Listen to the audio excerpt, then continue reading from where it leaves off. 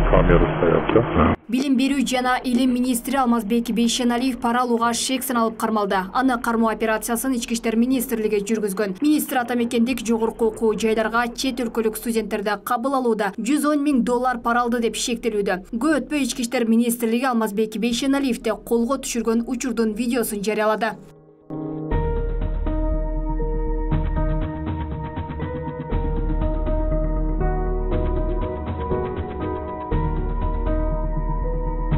Чет өлкөлүк студенттерди Кыргызстандагы жогорку окуу жайларына кабыл алууда өзгөчө ири суммадагы пара алуу фактысы боюнча иш иликтенүүдө. Иликтөөнүн алкагында билим берүү жана илим министри пара алуу фактысы боюнча ички иштер органдарынын кызматкерлери тарабынан кезектеги параны алып жаткан жеринен кармалды. Ал эми министрдин кармалышы тууралуу коомдо эки ача пикирлер айтылууда. Бул арада президенттин маалымат катчысы Эрбол Султанбаев президент Бейшеналиевдин кармалган жагдайы тууралуу кабардар экенин билдирди. Анда бул иш боюнча ар тараптуу иликтөө камсыз кылынаарын белгилеген.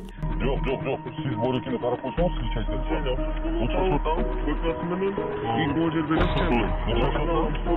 Алмазбек Бейшеналиев 2020 жылы билим берүү министри болуп дайындалып 1 жыл иштеген. 2022 жылы кайрадан министрлик кызматка келген. Бул тармакта бир катар реформаларды өткөрүүнүн аракетин көрүп жаткан. Ал эми эксперттер билим берүү тармагы коррупциялашып кеткендигин белгилешет. Сиз айтып аткан жанагы жерлерде кайсы бир окуу жайлардын жетекчилери, өкүлдөрү, декандары акчаны алып аткан бул күн сайын чыгып атат, чыгып келген. Ошондуктан эми кантебиз ар ким өзүнүн ошол мыйзам алдындагы жоопкерчилигин сезиш керек.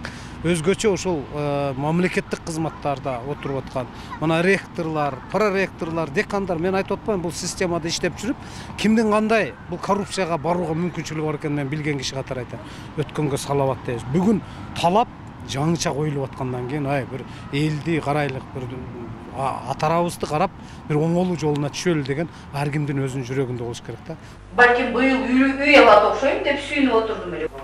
Бул билим берүүдөгү пара менен кармалган биринчи жагдай эмес. Буга чейин студенттерден пара алып үй алууну көздөгөн Жусуп Баласагын атындагы Кыргыз улуттук университетинин Оштогу филиалынын деканы Гүлмира Эркулова кармалган. Ага Ош шаардык соту 400,000 сом айып пул салган. Шаардык сот аны үй камагына бошоткон.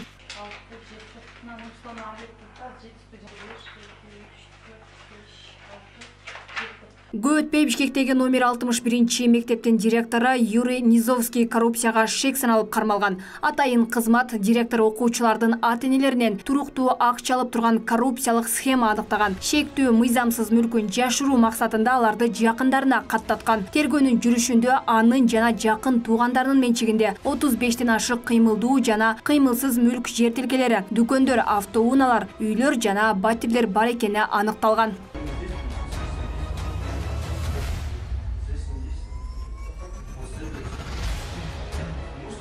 Учурда Бейшеналиев бактылуу кармоо жайына киргизилгени маалым болду. Кармалган министрдин баш коргоо чарасы жакынкы күндөрү сот органдары тарабынан аныкталат. Бейшеналиевдин тушунда 5 жылдан ашык иштеген мектеп директорлору кызматтан алынып, сынак менен кайра тандалган. Ошондой эле ал Кыргызстандын билим берүү системасына 12 жылдык окууну киргизүүнү сунуштаган.